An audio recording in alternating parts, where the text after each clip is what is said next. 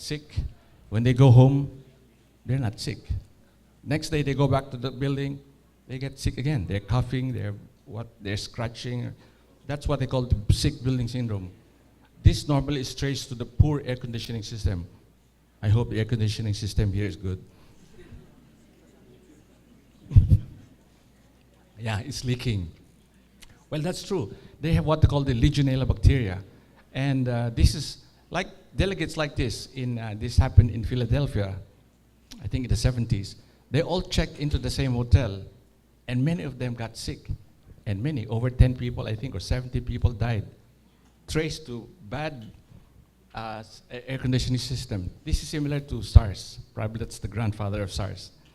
So, and the materials mentioned by our previous speakers, non-toxic, green manufacturing process, low embodied energy, cradle to cradle.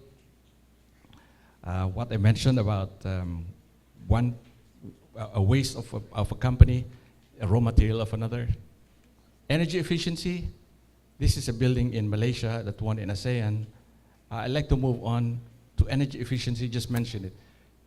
Among the elements of green architecture, energy efficiency has the biggest impact on environmental protection. Let's make a distinction. We always come across this: efficiency, energy efficiency, and energy conservation. What's the difference? The first one is doing more with less. The next one is making do with less. Doing more with less. In other words, with your, like a car, take your car with 1 liter of gasoline, it can travel much more, a further distance. The other one, make do with less. Maybe you can take the MRT. You don't have to use your car. Or maybe hitch along with a friend. Or both. Now, these are the energy development levels worldwide. This is interesting because this is where we can see where we fit.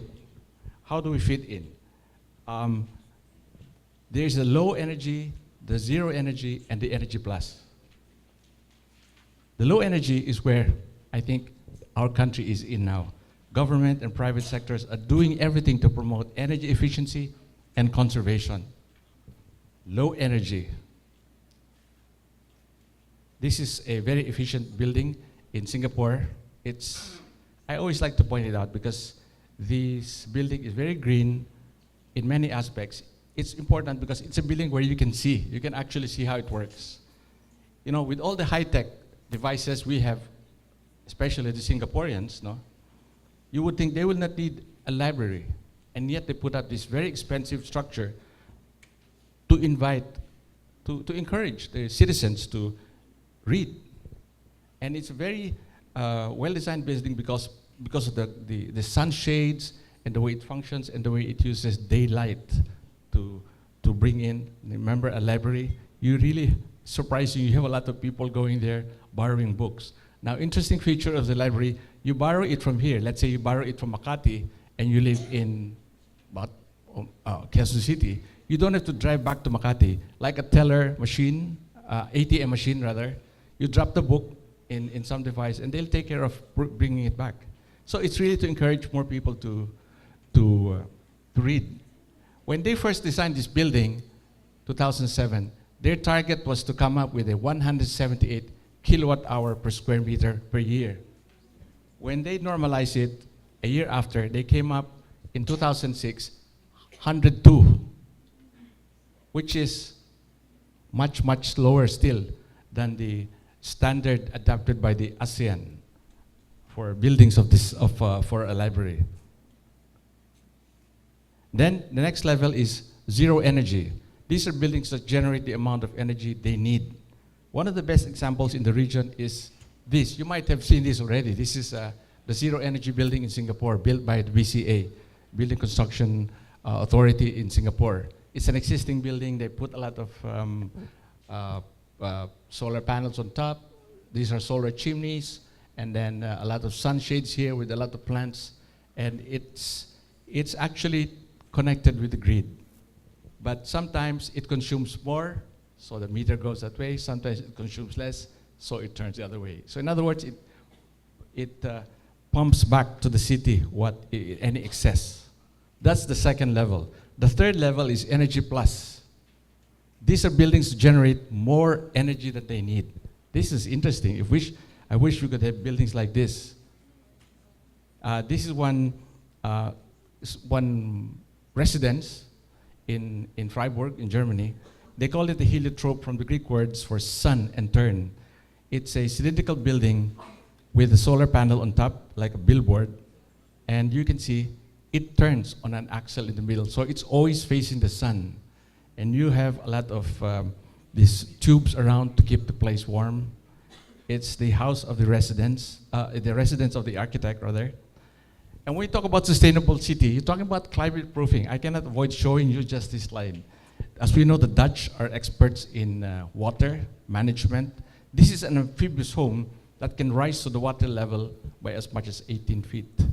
More and more, because they need places they've run out of solid ground to build on. So they're now going into the water, building on water. So we could learn a lot from how they, instead of fighting nature, they're now devising a way, designing ways so it can live with nature, especially with all the flooding. Now these are the trends. Now, smart grid. This is the new trends that they're now adapting for smart cities, compact cities. They call it the smart grid. How does it work? Right now, when you react to your electric consumption when you receive your electric bills at the end of the month, right? And sometimes you look at is that how much we consume? Ang laki naman. And then you forget all about it. Now, with smart grid, this is like a computer system. You're always connected. It's a two-way traffic. Before it was Meralco just sending you, and you just absorb whatever it is. Minsan you complain because, laki naman nito, it's too much, etc., etc. With smart grid, you have devices now so that you see in real time how much you are consuming with all of this. Now, homeowners can see how much energy they have consumed through energy monitoring tools. Let's say you have 4 air conditioners in the house. You look at your monitor. Hey kids, maybe you should turn off the 3. Let's just use 1 because the electric meter, it tells us we're consuming so much. So this is what they're adapting now. In Europe, they're slowly adapting this smart grid system. Then, of course, we're familiar with renewables, biomass, thermal, etc., including smart metering and lighting. Now we have electric vehicles. We have healthcare. Now, this is another new technology that is getting to be more and more popular. They call it telemedicine. This gives you immediate access to patients' medical histories and levels of care, etc. But most important, telemedicine. Look at this. Using computer systems now, you have telecommunications, information technologies to provide clinical health care at a distance. Sometimes they have now even robots that are going to operate on the patient. Of course, it's controlled by a doctor, thousands of miles away. That means good power. You should have good electric energy power so that it's safe.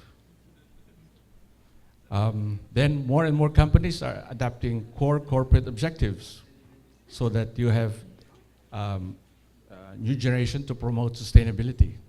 And then you have legislation. We need legislation.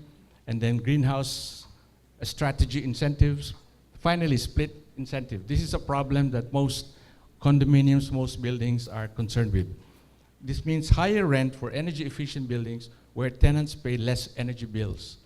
So if you have more energy saving features, maybe you can charge more because the tenants know that they will be paying rent, same rent, but lower utility bills. So now you have to consider that environmental and economic growth are now partners in the sustainability drive.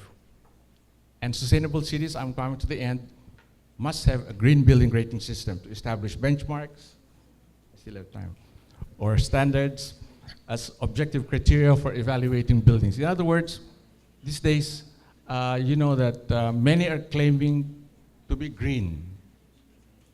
Buildings, communities,